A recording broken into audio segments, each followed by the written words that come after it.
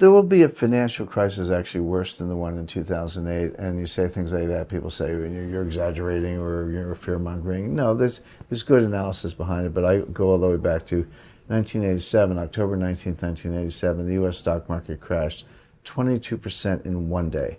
Dot-com collapse, NASDAQ goes down 80%. 2007 mortgages, 2008, the global financial crisis. These things happen every 5, 6, 7 years with some regularity. Now, it's now been 11 years since the last one. It doesn't mean we have a collapse tomorrow, but no one should be surprised if we do. So then the point I make, well, if it's coming, which it is, and if you can see it and kind of estimate the magnitude, and that's important because this will actually be worse than 2008. Well, you can actually look at the sequence, and I'll just go back to 1998. But what happened at the end of the day? Wall Street banded together and bailed out a hedge fund, long-term capital, and I negotiated that bailout, so I had a nice front row seat on that one. 2008, 10 years later, the central banks banded together and bailed out Wall Street.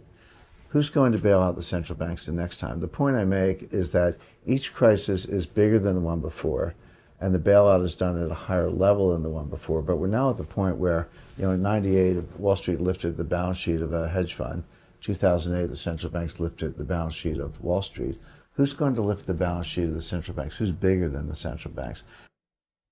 We're still in the aftermath of the 2008 financial crisis. I know we've had 10 years of growth and stocks are at an all-time high. I get that. But the damage was so severe and the remedy was so extreme, they've never been able to normalize, get their balance sheets and interest rates back to normal.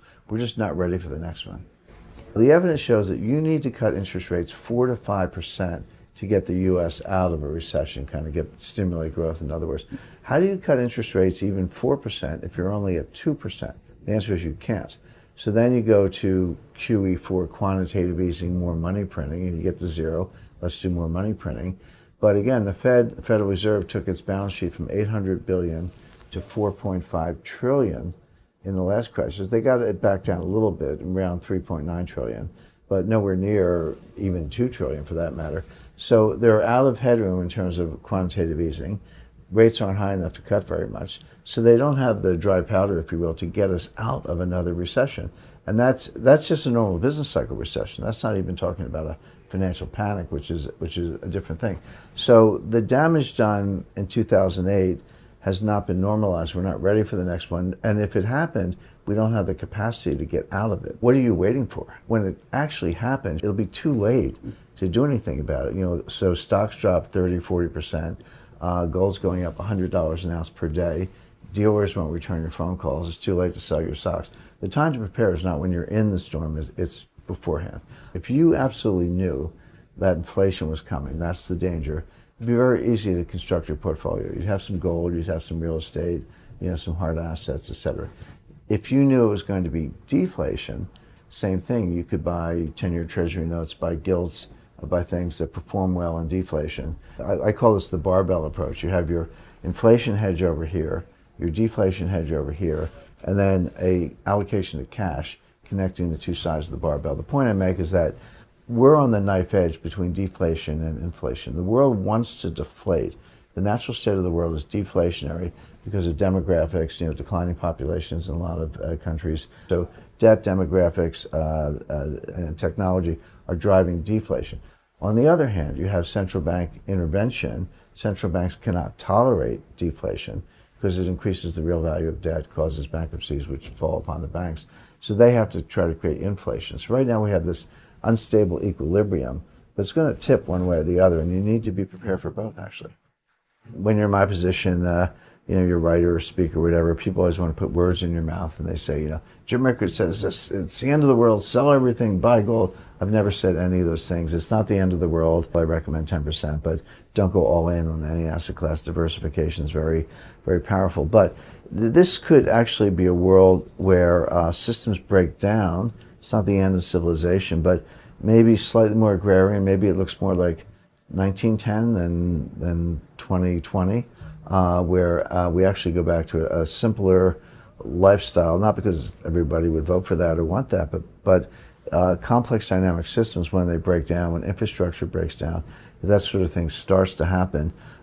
I mean, these things are a little too frequent for comfort, and I'm sure you know that Beijing's quite concerned about Hong Kong, not only because of Hong Kong and their claim of some kind of autonomy, But if they have any success, that will start to break out in China itself, Wuhan, Jian, Chongqing. You'll start to see those kinds of things, and the communists know it.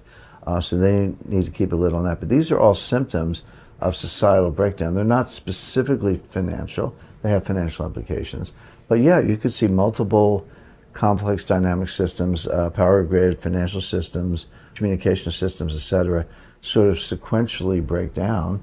And then we could be back to a much simpler lifestyle. My point is, this is how societies evolve and collapse. See, there's this notion, I think the left and progressives, but maybe a lot of conservatives as well, that things just get better and better and better. New technology, new medicine, better cures, society does get wealthier, etc., and that's how it goes. That is not how it goes. That is not what history says.